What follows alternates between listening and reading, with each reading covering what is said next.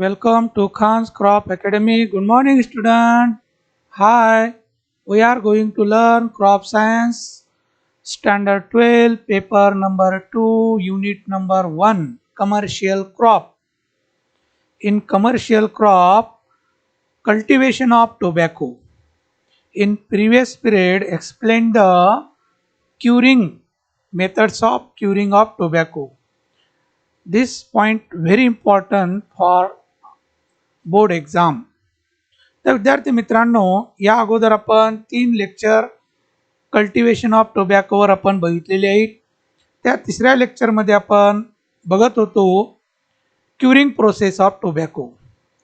Curing means removal of moisture without affecting their aroma structure and texture, known as curing. There are mainly 4 methods of curing: sun curing, rack curing, pit curing and flue curing. The sun curing and pit curing and rack curing, this method explained in previous lecture. Then start flue curing. तर विद्यार्थी मित्रांनो, आपण तंबाखूच्या ज्या curing पद्धती आहेत, curing methods आहेत, त्या मेथड्स आपण अभ्यासलेलो आहोत. त्यामध्ये 4 मेथड आहेत. 4 मेथड पैकी पहिली मेथड जी आहे सन क्युरिंग, दुसरी आहे रॅक क्युरिंग, तिसरी पीट क्युरिंग. या तिन्ही मेथड्स ऑफ क्युरिंग आपण अभ्यासलेलो आहोत. आणि चौथी जी आहे ती फ्ली क्युरिंग आहे आणि ती फार महत्त्वाची आहे. या तिन्ही पद्धती आपण लो ग्रेडेड तंबाखू तयार करण्यासाठी हे फ्ली क्युरिंग आपण वापरतो आणि जे हाय ग्रेडेड टोबॅको तयार करण्यासाठी, तंबाखू तयार करण्यासाठी आपण जे मेथड वापरतो ते फ्ली क्युरिंग आहे. Cigarette tobacco is a high graded tobacco can be done by flue curing. तर सिगारेटचं तंबाखू हे हाय ग्रेडेड तंबाखू असतं, म्हणून सिगारेट महागडं असतं. तुम्ही जर बघितलं असेल, मला तर माहिती नाही, तर मी ऐकतो की 10-15 रुपयाला एक सिगारेट मिळतं बाळांनी. तर ते हाय ग्रेडेड तंबाखू पासून असतं. तर सुरू करूया आपण flue curing. High graded tobacco is cured by this method. आपण काय सांगितलं, फ्ली क्युरिंग हे हाय ग्रेडेड टोबॅको तयार करण्यासाठी वापरतात. Okay. In this method tobacco is cured by using artificial heating arrangement by using a oven. Artificially heating arrangement by using a oven. बघा, आता थोडं वेगळं आहे. आपण तिन्ही पद्धतीमध्ये नॅचरल ड्राइंग होतं आपलं, आता इथं आर्टिफिशियल ड्राइंग सुरू झालेलं आहे. आपण कृत्रिमरित्या त्या तंबाखूच्या पानाला आपण काय करत आहोत, ओलावा कमी करत आहोत. तर आर्टिफिशियल पद्धत आहे, थोडी आगळी वेगळी आहे, तरी व्यवस्थित समजून सांगण्याचा मी प्रयत्न करत आहे. बाळांनो, लक्ष द्या. इकडं तिकडं बघू नका, गेम वगैरे खेळू नका, नोटबुक आणि पेन घेऊन बसा. This process is completed in 3 stage. ही जी प्रोसेस आहे फ्ली क्युरिंगची, ह्या 3 स्टेजमध्ये कंप्लीट होते बाळांनो. येलोईंग ऑफ लीव्स, पहिलं येलोईंग ऑफ लीव्स होतं, नंतर फिक्सिंग ऑफ कलर, त्याचा कलर फिक्स केलं जातं, नंतर drawing of leaves, completely drawing केलं जातं. ह्या 3 स्टेजमध्ये हे फ्ली क्युरिंग कंप्लीट होते. आता हे आर्टिफिशियल हिटिंग अरेंजमेंट का असतं ते आपण बघूया पीपीटीद्वारे. हे बघा अरेंजमेंट असतं, याला म्हणतात बार्न फॉर फ्ली क्युरिंग. हे फ्ली क्युरिंग करण्याचं एक मोठं हाऊस असतं, म्हणजे त्याला गोडाऊन या पद्धतीचं असतं. आणि ते परमानंट, जसं आपल्याकडे गुऱ्हाड असतं गुळ तयार करण्याचं सगळं काही साहित्य, तसं एक हॉल असतं मोठं, आणि ते हॉल परमानंट हे फ्ली क्युरिंग करण्यासाठीच तयार केलेलं असतं. त्याचं अरेंजमेंट बघा, आपण हे लाईन डायग्राम दाखवलेली आहे. हे पूर्ण असं सेंटरमध्ये उंच भाग असतं. आपण शाळेमध्ये शिकला असेल, जिल्हा परिषदचे आहे ना, तर पत्र वगैरे मोठं या पद्धतीनं दोन्ही साईडनी उतार, किंवा गोडाऊन वगैरे बघितलं असेल तर हे गोडाऊन, मोठमोठे गोडाऊन या आकाराचे असतात बघा. मग यामध्ये काय असतं, हे व्हेंटिलेशन असतं, हे व्हेंटिलेशन असतं. नंतर हे मेटल शीटनं तयार केलेलं असतं, पूर्ण मेटल शीट आहे. नंतर इथं हे फर्नेस असतं, फर्नेस म्हणजे मोठं चूल, हे एक फर्नेस आहे आणि हे एक फर्नेस. फर्नेस म्हणजे मोठी भट्टी ज्याला म्हणतो आपण, याच्यामध्ये लाकडं जाळले जातात आणि उष्णता निर्माण केली जाते. केली जाते उष्णता, आणि याला पाईप असते असते हे पाईप आहे. इथं आहे पाईप, फ्ल्यू पाईप, म्हणजेच उष्णता सप्लाय करण्याचं. पूर्ण या हॉलमध्ये उष्णता सप्लाय होतं, इथं जाळलं जातं, ही उष्णता आतमध्ये सोडली जाते आणि त्याचं धूर जे आहे या पाईपच्या साहाय्याने बाहेर काढलं जातं धूर. तर हे या पद्धतीनं अरेंजमेंट असतं. आणि इथं असतं फ्रेश एअर, इथून फ्रेश एअर मिळत राहते, हे पूर्ण फ्रेश एअर. याला व्हेंटिलेटर सुद्धा असतात काचेचे बाहेर बघण्यासाठी. म्हणजे पूर्ण हे एअर टाईट असतं. जेव्हा जेव्हा हवा सोडायची असते त्यामध्ये, तेव्हा ते स्लाइड काढले जातात, आणि जेव्हा एकदम पॅक करायचं असतं तेव्हा पूर्ण एअर टाईट असतं. म्हणजे दोन्ही गोष्टी आहेत. तर त्या त्या स्टेजमध्ये त्याला पूर्ण एअर टाईटही केलं जातं आणि पूर्ण उघडं पण केलं जातं.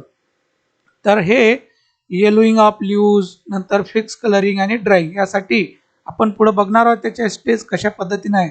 तर एवढं एक लक्षात ठेवायचं की याला पूर्ण कास्त काचेच्या खिडक्या असतात, म्हणजे स्लायडिंग असतं, त्यामधून बाहेरून आपल्याला बघता येते कसं कलर तयार झालेला आहे. आणि आपल्याला आतमधली उष्णता सोडायची असेल बाहेर तर सोडता येते, बाहेरील हवा आपल्याला जास्त आतमध्ये सोडायची असेल तर ती अरेंजमेंट असतं. असं पूर्ण अरेंजमेंट केलेलं असतं बाळांनो.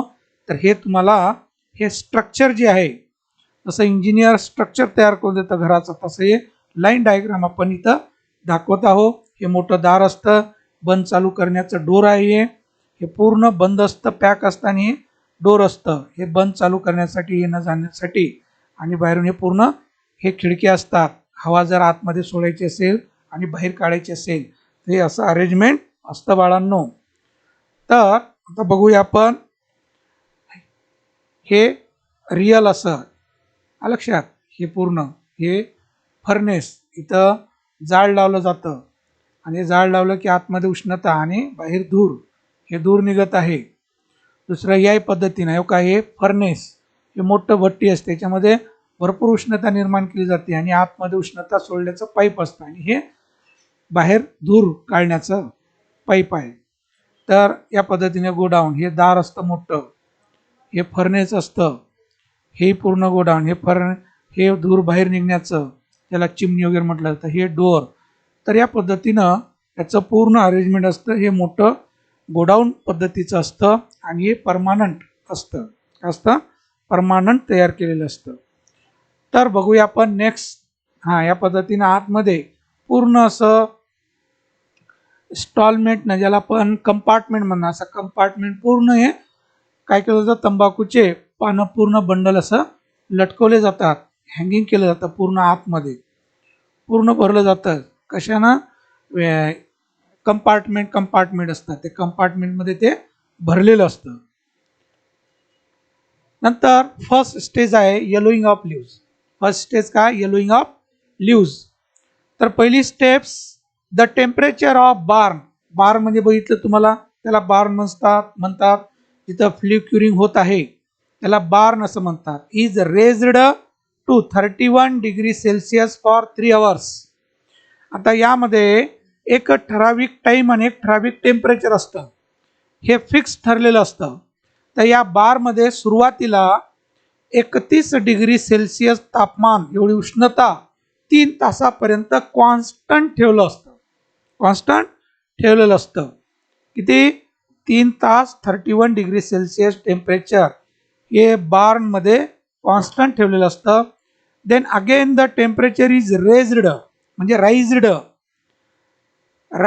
To 52 degree Celsius for 30 minute. आता 32 डिग्री सेल्सिअस तापमानापर्यंत वाढ केली जाते, आणि ते अर्धा तास असतं. किती तास, अर्धा तासपर्यंत. Then temperature is reduce to 31 degree Celsius by opening the ventilator. काय म्हटलं आपण, 3 तास 31 डिग्री सेल्सिअस पर्यंत कॉन्स्टंट, नंतर आणखीन टेम्परेचर 3 तासानंतर वाढवलं जातं, 52 केलं जातं, आणि ते अर्धा तास, एवढं जास्त तापमान ठेवलं जातं, अर्धा तास. नंतर देन टेम्परेचर इज रिड्यूस, मग आता कमी केलं जातं, to 31 degree Celsius by opening the ventilator. 31 degree Celsius तापमान कॉन्स्टंट ठेवलं जातं आणि ते पूर्ण व्हेंटिलेशन ओपन केले जातात. व्हेंटिलेशन पूर्ण उघडून टाकायचे. आतापर्यंत एअरटाईट होतं, आता व्हेंटिलेशन पूर्ण ओपन करायचं. तर त्यामधली जी उष्णता आहे ते काय होणार, कमी होणार. During this period moisture is reduce and leaves become yellow. आता एवढ्या तापमानामध्ये ओलावा कमी होतं पानामधलं आणि त्याला येलो कलर येतं. काय येतं, येलोइश कलर येतं. आणि ते कलर येलोइश ठेवण्यासाठी नंतरची प्रोसेस करणं आवश्यक आहे. इथपर्यंत आपण ओलावा कमी केलं आणि त्याला येलो कलर आलेला आहे पानाला. देन नेक्स्ट स्टेज या पद्धतीने येलो कलर आलेला आहे. हे येलो कलर आला, पूर्ण आला येलो कलर.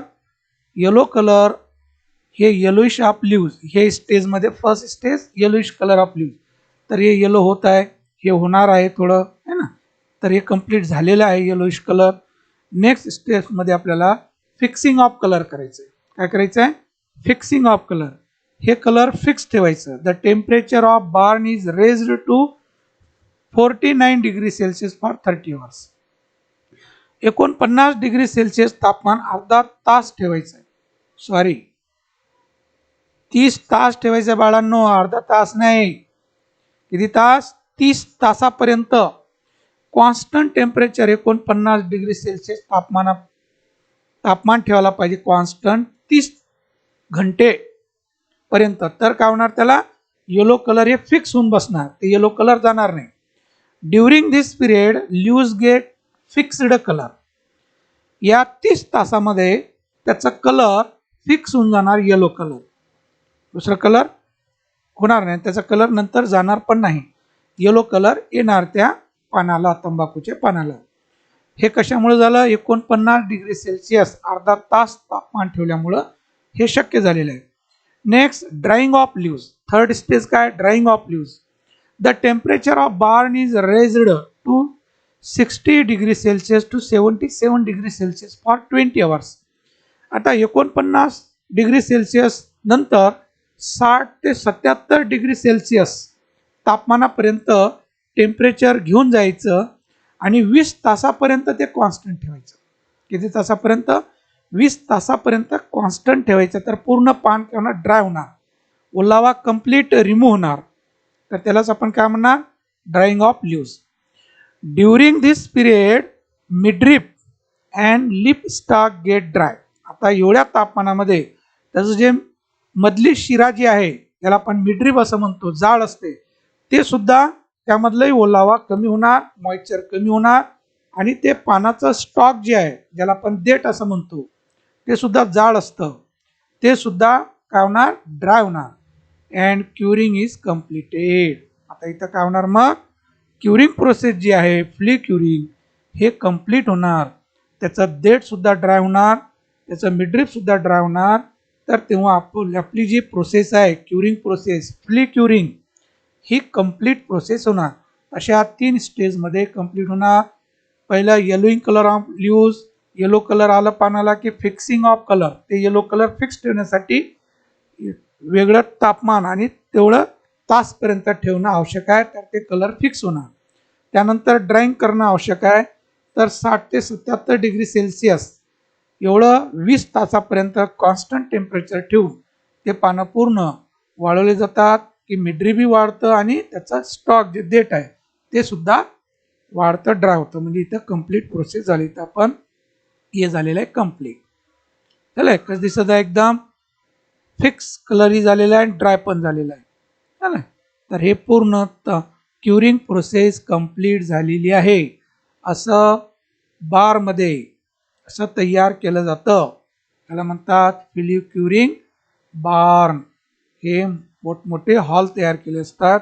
आंध्र प्रदेशमध्ये जिथं तंबाखू प्रामुख्याने घेतलं जातं, तिथं या पद्धतीनं तयार केलेलं असतं बाळांनो.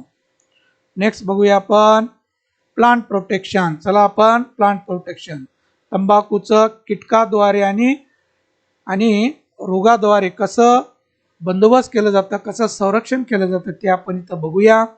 इम्पॉर्टंट पेस्ट, प्लांट प्रोटेक्शन मधलं पहिलं important pest, that is a stem borer, tobacco caterpillar आणि tobacco ॲफिड्स. These are the serious insect of tobacco. Then first, stem borer. Nature of damage: larvae bore into the stem and feed on the internal contents. Initially larvae feed on the leaves, make a small hole and then later on bore into the stem. तर खोडकिडा काय करतो, अंड्यामधून बाहेर निघाल्यानंतर पानं कुरतळायला सुरुवात करतं. त्याचं पोट भरायचं असतं, लहान असतं, खोडाला डॅमेज करू शकत नाही, तर पानावरचं लिप लॅमिना खाऊन जगतं. नंतर थोडं मोठं झालं की नंतर त्या खोडाला छिद्र पाडतं, आतमध्ये शिरतं, आतमधलं जे मटेरियल आहे ते वरून खालपर्यंत असं खात येतं. Finally plant get dry. असं खाल्ल्यामुळं वरचं शेंडही वाळून जाणार आणि पूर्ण झाड सुद्धा वाळून जाणार बाळांनो. It also enter in to midrib of leaves. आता खोडामध्ये तर जातच आणि त्याचे मिडरीब मध्ये सुद्धा डॅमेज करतं.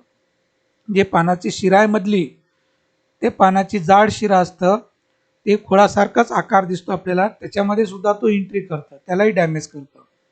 तिथं आपण त्याचं डॅमेज इथं बघत आहोत. आपण या पद्धतीनं हे लार्वा हे काय करत आहे, खोडाला पोखरत आहे.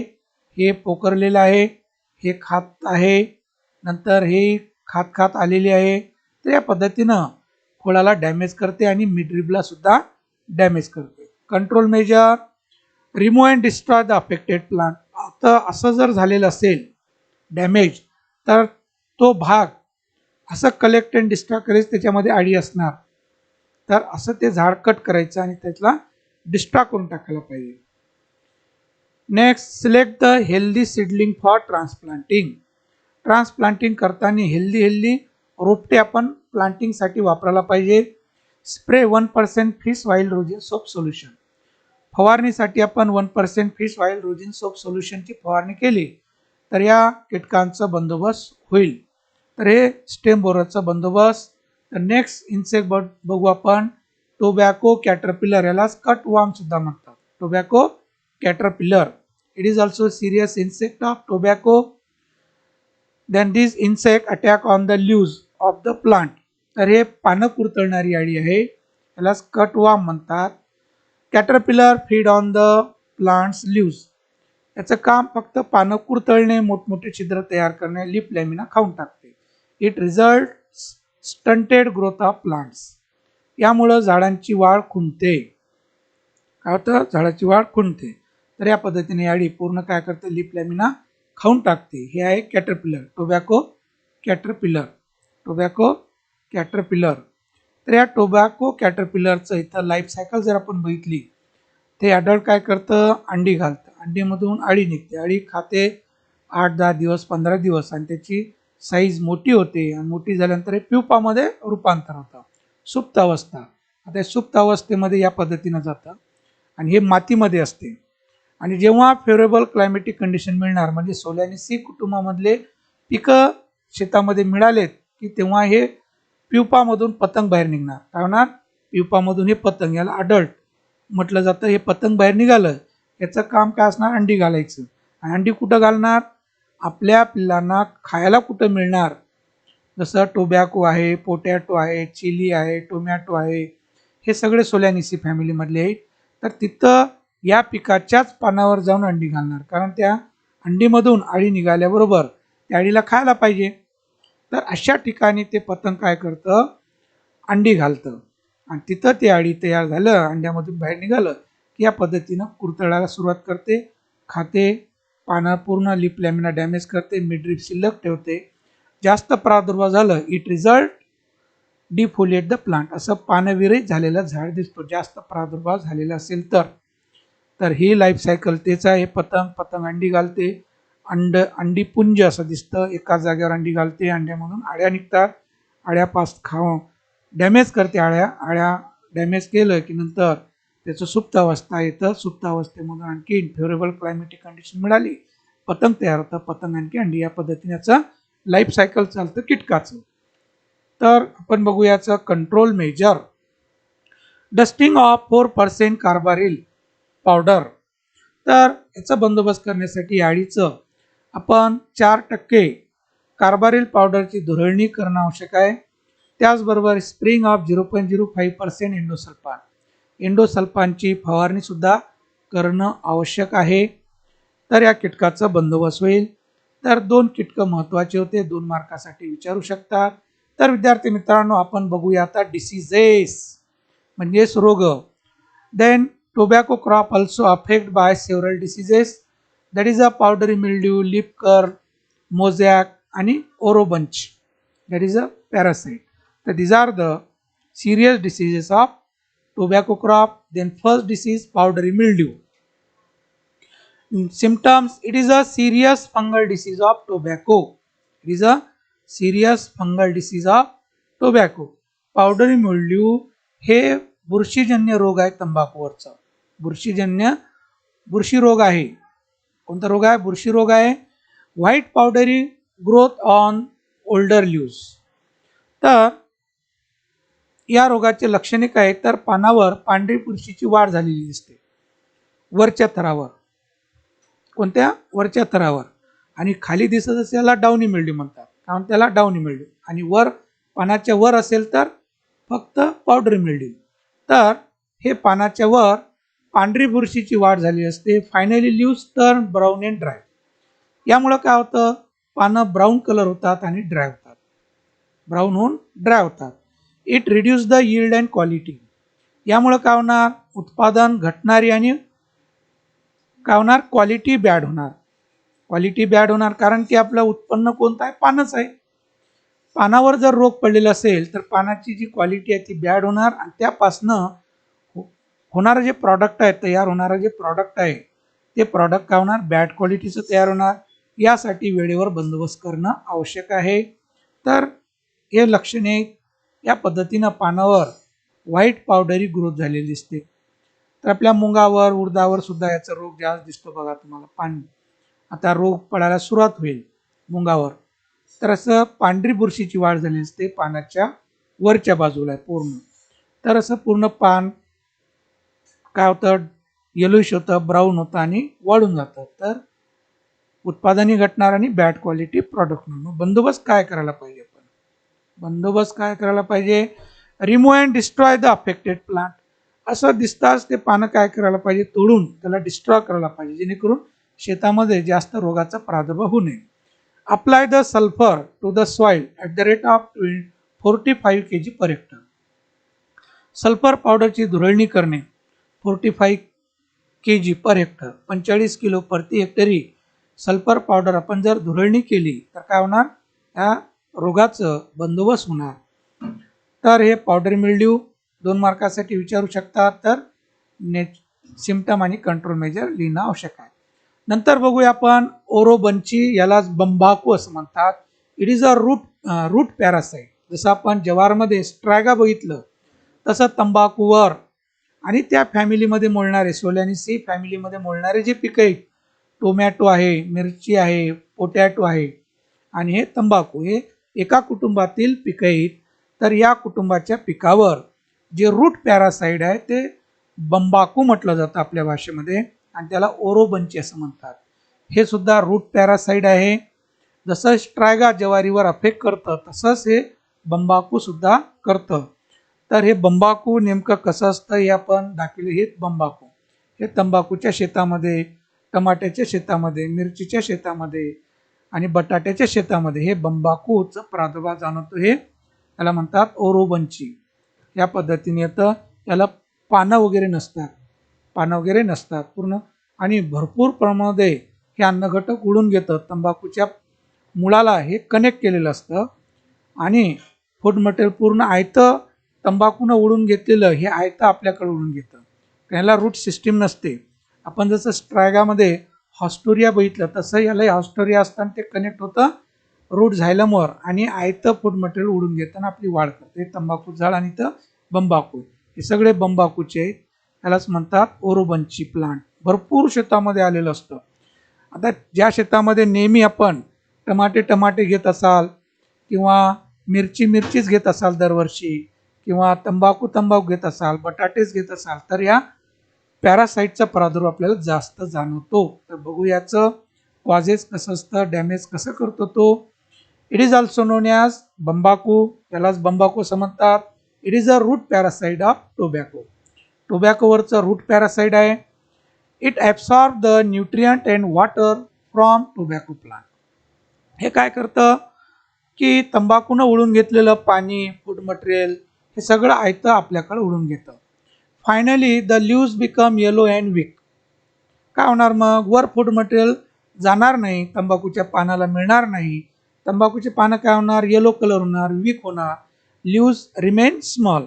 मग आता पानं लहानच राहणार आणि आपलं जे उत्पादन होणार होतं तंबाखूचं ते कमी होणार, कारण पानावर आपलं उत्पादन आहे. एकतर उत्पादन कमी होणार आणि बॅड क्वालिटी, लहान पानं तयार होणार. तर असं हे प्रादुर्भाव करतं. It also affect on the quality in yield. Quality bad होतं आणि उत्पादनही कमी मिळतं.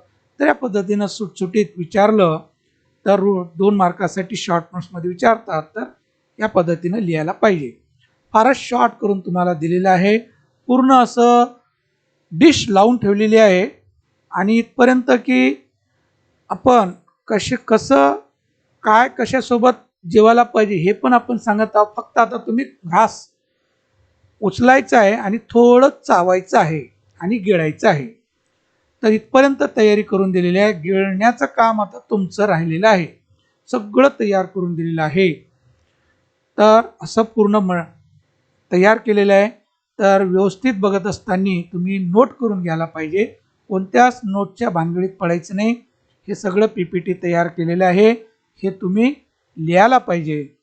तर फारच सोप्या भाषेमध्ये तयार केलेलं आहे. ते control measure collect and destroy before flowering. आता याचं कंट्रोल मेजर काय असणार आहे, ट्रायगायचं काय सांगितलं होतं आपण की collect and destroy before flowering. तसंच ओरोबंचीचंही कंट्रोल जे आहे collect and destroy before flowering. फुलं येण्या अगोदर याचं काय करायला पाहिजे, शेताच्या बाहेर काढून टाकायला पाहिजे. तर हेच याच्यावर उपाय आहे. कोणते कीटकनाशक वगैरे नाही, हे काढून बाहेर काढणं हेच महत्त्वाचं आहे. फुलं लागण्या अगोदर, याचं बी पळण्या अगोदर. तर विद्यार्थी मित्रांनो, इथं हे बंबाकू आपण बघितलं. आता बघू आपण एक्झरसाइज. तंबाखू संपलं आपले सगळे पॉईंट. आता आपण त्याच्यावर एक्झरसाइजवर थोडा आपण प्रकाश टाकूया. Fill in the blank. किती मार्काला विचारतात बाळांनो, 6 मार्काला फर्स्ट पेपर, सेकंड पेपर 6 मार्कासाठी. Dash dash type of tobacco is mostly cultivated in Maharashtra state. महाराष्ट्रामध्ये कोणतं तंबाखू घेतलं जातं, बिडी. झालं, कोणतं, bidi. Okay. Nicotine content of Nicotiana tabacum. Nicotiana tabacum मध्ये निकोटीनचं प्रमाण किती असतं असं विचारलेलं आहे. 0.5 टू 5.5%. हे निकोटिना टेबॅकममध्ये कमी असतं, निकोटिना रुस्टिकामध्ये जास्त असतं. हे कंटेंट माहीत असणं आवश्यक आहे. तर 0.5 टू 5.5% असतं. Nicotine content of Nicotiana rustica varied from dash. हे डॅश हे पॉईंट नाही, 3.5 टू 8 आहे. 3.5 टू 8% हे निकोटीनचं प्रमाण या रुस्टिकामध्ये आहे. Tobacco seedling grown in 1 hectare nursery area are sufficient for planting in dash hectare land. 1 hectare nursery तंबाखूचे रोपटे तयार केले तर ती रोपटे किती हेक्टरसाठी लागवडीसाठी पुरवठा होईल. तर किती हेक्टर, 80 हेक्टर लँड मध्ये प्लांटिंग होऊ शकतं. 1 हेक्टर नर्सरीमध्ये रोपटे 80 हेक्टर लागवडीसाठी पुरवठा होतात. Next, seed rate of tobacco is dash kg nursery area per hectare nursery area. तर 1 हेक्टर नर्सरी तयार करण्यासाठी तंबाखूचं बियाणं किती लागतं, 2 to 3 kg. इथं कन्फ्यूज, 1 हेक्टर नर्सरी विचारलं तर 2 to 3 kg. 1 हेक्टर लँड म्हटलं तर 20 to 30 ग्रॅम बाळांना. ते आतापर्यंत विचारलं नाही, हे kg मध्येच विचारतात. Next MCQ dash is a root parasite is found in tobacco plant. Tobacco plant मधलं कोणतं रूट पॅरासाइट आहे, तर त्याला म्हणतात ओरोबंची, त्याला बंबाकू असं म्हणतात. ओके, राहील लक्षात. ज्वारीमधलं स्ट्रायगा, टोबॅकोमधलं Orobanche. Okay. Harrison special is the variety of dash crop. Harrison जे आहे हे सिगारेट टोबॅकोची व्हेरायटी आहे. कोणतं? सिगारेट. राहील लक्षात. Tobacco belong to families Solanaceae. तंबाखू हे सोलॅनेसी कुटुंबामध्ये मोडणार आहे. Dash the leading tobacco growing state in India. तर भारत देशामध्ये कोणतं स्टेट तंबाखू घेण्यासाठी अग्रेसर राज्य आहे? तर ते आहे आंध्र प्रदेश. कोणतं आहे? Andhra Pradesh. Tobacco in the form of toothpaste and mishri. तर tobacco in the form of dash and dash is used for cleaning the teeth and gums. है ना. तर दातावर जे आहे टीथ आणि गम्स, हिरडे वगैरे जे खराब होतात त्याला जे पेस्ट लागतं, कोणतं? तंबाखू तयार केलेलं जे टूथपेस्ट आणि मिश्री आहे हे वापरलं जातं. ते तुम्हाला इकॉनॉमिक युजेसमध्ये फोटोसुद्धा दाखविलेले आहे. इन पीट स्टोरेज टोबॅको इज क्युअर्ड फॉर. पीट स्टोरेजमध्ये टोबॅको किती दिवसामध्ये तयार होतं? पीट क्युरिंगमध्ये तर 1 to 2 वीक लागतं. किती? 1 to 2 वीक. 1 ते 2 आठवड्यापर्यंत पीट क्युरिंगमध्ये तंबाखू तयार होतं. Next short nose. शॉर्ट नोजमध्ये सन क्युरिंग इन टोबॅको महत्त्वाचं आहे. फ्ली क्युरिंग तर फारच महत्त्वाचं आहे. रॅक क्युरिंग विचारतात, पीट क्युरिंग विचारतात, रेजिंग ऑफ टोबॅको हे नेहमी विचारलेलं आहे. ट्रान्सप्लांटिंग ऑफ टोबॅको सीडलिंग विचारलेलं आहे. टॉपिंग अँड डिसकरिंग ही फार महत्त्वाचं आहे. प्रीमिंग ऑफ टोबॅको विचारले पण माहीत असायला पाहिजे. हार्वेस्टिंगची पद्धत आहे. बंबाकू हे विचारतात. ओरोबनची 2 मार्कासाठी. आणि डिफरन्शिएट बिटवीन निकोटिना टेबॅका निकोटिना रुस्टिका. तर सगळे शॉर्ट नोट्स महत्त्वाचे आहेत. आतापर्यंत भरपूर वेळ विचारलेलं आहे. 2-2 मार्कासाठी शॉर्ट नोट्स विचारतात. बाळांनो हे पूर्ण आपलं कव्हर झालेलं आहे. तिथं व्यवस्थित तुम्ही लिहून काढायला पाहिजे. नेक्स्ट बघूया. Describe the tobacco crop on the following point किंवा give information tobacco crop on the following किंवा write information of tobacco crop on the following point or aspect असं विचारतात. 4 मार्कासाठी टोबॅको विचारलं जातं. त्यामध्ये कोणते पॉईंट विचारतात? प्रीटिलीज म्हणून, व्हेरायटीज म्हणून, रेजिंग ऑफ सीडलिंग शॉर्टमध्ये विचारतात, टॉपिंग अँड डिसकरिंग शॉर्टमध्ये विचारतात, इकॉनॉमिक युजेस शॉर्टमध्ये सुद्धा विचारतात, इथं पण विचारतात. ओके, हे पॉईंट विचारतात. नेक्स्ट असंही विचारलं जातं. इकॉलॉजी विचारतात. सीड अँड सोईंग टाईम विचारतात. सीड 1 मार्कासाठी, सोईंग टाईम लिहिण्यासाठी 1 mark. Manures and fertiliser application असे विचारतात किंवा मॅन्युरिंग म्हणून विचारतात किंवा मॅन्युअर्स असे विचारतात 2 मार्कासाठी. हार्वेस्टिंग अँड यील्ड इथं शॉर्टमध्ये लिहायला लागेल. हार्वेस्टिंगसाठी 1च मार्क आहे, यील्डसाठी 1 मार्क आहे. Important diseases with their control measure असं जर विचारलं तर लिस्ट नावं द्यायचे डिसीजचे आणि कॉमन कंट्रोल मेजर लिहून टाकायचं. तर इथं आपलं तंबाखू कल्टिवेशन प्रॅक्टिसेस संपलेलं आहे. एक्झरसाइज पण संपलेली आहे. एकूण टोबॅकोवर आपले 4 लेक्चर झालेले आहेत. 4ही लेक्चर सुरुवातीपासनं जर बघितलं तर व्यवस्थित टोबॅको हे क्रॉप कल्टिवेशन प्रॅक्टिस आपल्याला समजणार. तर हे क्रॉप 4 मार्कासाठी नेहमी विचारलेलं आहे किंवा 1-2 शॉर्ट नोट्स विचारतात. तर विद्यार्थी मित्रांनो इथं आपण थांबूया. थँक्स. जय जवान जय किसान.